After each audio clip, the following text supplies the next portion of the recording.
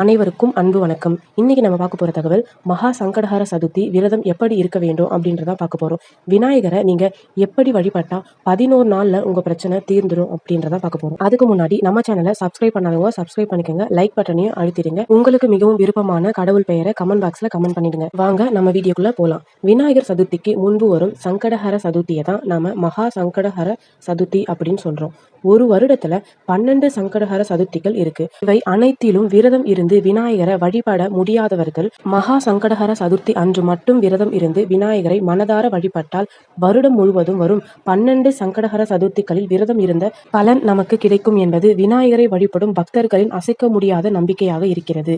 அதோடு மட்டுமல்லாது நாம என்ன காரியம் நினைச்சாலும் அதை நடத்தி வைக்கும் அற்புதமான விரதம் தான் இது. மகா சங்கடஹர சதுர்த்தி அன்று விநாயகரை எப்படி வழிபடணும், எந்த நேரத்துல வழிபடணும், எப்படி விரதம் இருக்கணும். மகா சங்கடஹர சதுர்த்தி அன்று விரதம் இருந்தா என்ன பலன், அதோடு அதன் மகிமைகள் என்ன?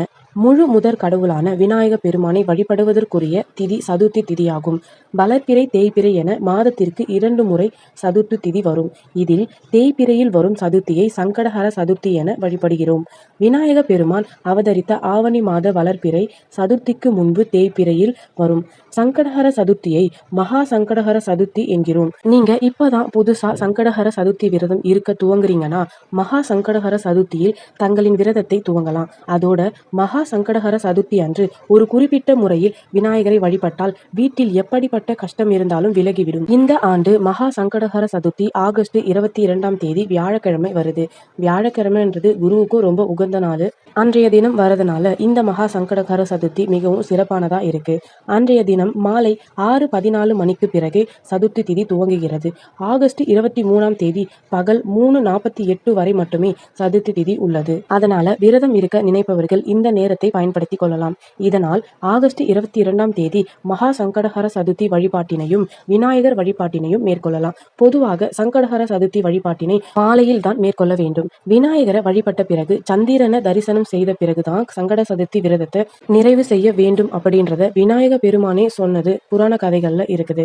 மகா சங்கடஹர சதுர்த்திக்கு முந்தைய நாளே வீட்டை சுத்தம் செய்து விடுங்க. மகா சங்கடஹர சதுர்த்தி நாளில் அதிகாலையில் எழுந்து பூஜை அறையில் உள்ள விநாயகரை அலங்கரிச்சுக்குங்க. அருகம்புல் சாத்தி விளக்கேற்றி விரதத்தை துவங்கிடுங்க. அன்று முழுவதும் உபவாசம் இருக்க முடிந்தவர்கள் இருக்கலாம். முடியாதவர்கள் பால் பழம் மட்டும் சாப்பிட்டு விரதம் இருக்கலாம்.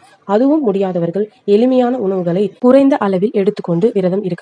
மாலையில் வீட்டிலோ அல்லது விநாயகர் கோவிலுக்கு சென்றோ விநாயகர் வழிபாட்டினை நீங்க மேற்கொள்ளலாம். அதோடு மட்டுமல்லாம விநாயகருக்கு விருப்பமான சுண்டல், கொழுக்கட்டை, மோதகம், பிள்ளையார் உருண்டை போன்றவற்றை நெய்வேத்தியமாக படைத்து வழிபடலாம். விநாயகருக்கு கொழுக்கட்டை செய்யும் போது வேண்டுதல்களை மனதில் நினைத்து கொள்ளலாம். பூஜை முடிந்த பிறகு அதை வீட்டின் அருகில் இருக்கும் குழந்தைகளுக்கோ அல்லது கோவிலுக்கு எடுத்து சென்றோ அங்க வரவங்களுக்கு பிரசாதமா வழங்கலாம். மகா சங்கடஹர சதுர்த்தி அன்று விநாயகருக்கு உரிய விநாயகர் அகவல், விநாயகர் அஷ்டகம், விநாயகர் அஷ்டோத்திரம் போன்ற மந்திரங்களை சொல்லி வழிபடுவது மிகவும் சிறப்பானதாக இருக்கு. அதோட இப்ப சொல்ல போற விஷயம் ரொம்ப முக்கியமான ஒரு விஷயம். ₹1 நாணயத்தை வீட்டில் உள்ள விநாயகரின் பாதத்தில் வைத்து மனதார உங்களின் வேண்டுதல்களை சொல்லி பிரார்த்தனை செய்து கொள்ளுங்க. வேண்டுதல் நிறைவேறியதும் அந்த நாணயத்தை விநாயகர் கோவில் உண்டியலில் சேர்த்து விடுங்க. அந்த ஆண்டு மகா சங்கடஹர சதுர்த்தி நாளுக்குள் வேண்டுதல்கள் முழுமையாக நிறைவேறி பிரச்சனைகள் அனைத்தும் தீர்ந்துவிட்டால் இதேபோல் அடுத்த ஆண்டும் மகா சங்கடஹர சதுர்த்தி அன்று விரதம் இருந்து வழிபடுவதாக வேண்டிக் கொள்ளுங்க. இப்படி நீங்கள் வழிபட்டால் அடுத்த 11 நாட்களில் உங்களின் வேண்டுதல் நிறைவேற துவங்குவதற்கான அறிகுறி தெரிய துவங்கும். மகா சங்கடஹர சதுர்த்தி துவங்கி ஒவ்வொரு சங்கடஹர சதுர்த்தி அன்றும் விரதம் இருந்து விநாயகருக்கு சிதறு தேங்காய் உடைத்து வழிபடுங்க. அது மட்டுமல்லாது ஒவ்வொரு சங்கடஹர சதுர்த்தி அன்றும் விநாயகருக்கு தேங்காய் மாலை அணிவித்து வழிபடுவதால் நவகிரக தோஷங்கள், நவகிரகங்களால் ஏற்படும் பிரச்சனைகள் தீரும். சனி தோஷம், ராகு கேது தோஷம், சனியால் ஏற்படும் பிரச்சனைகள், சர்ப்ப தோஷத்தால் திருமணம் போன்ற தடை உள்ளவர்கள் சங்கடஹர சதுர்த்தி விரதத்தை கடைபிடித்தால் சிறந்த பலன் கிடைக்கும்.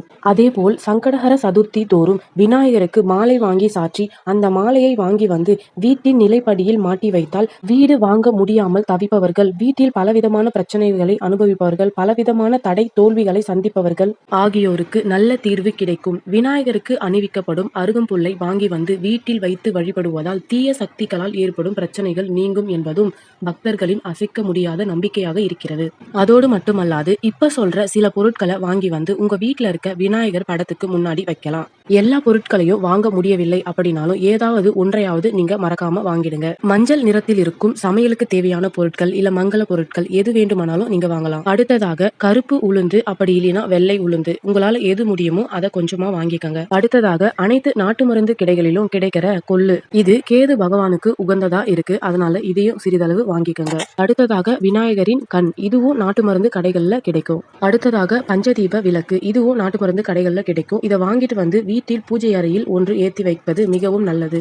இது எதுவுமே எங்களால வாங்க முடியாது அப்படின்னா 10 ரூபாய் அருகம்புல் கட்டு வாங்கி உங்க வீட்டின் அருகில் உள்ள விநாயகர் கோவிலுக்கு சென்று ஒரு விளக்கு ஏற்றி வழிபட்டுட்டு வாங்க.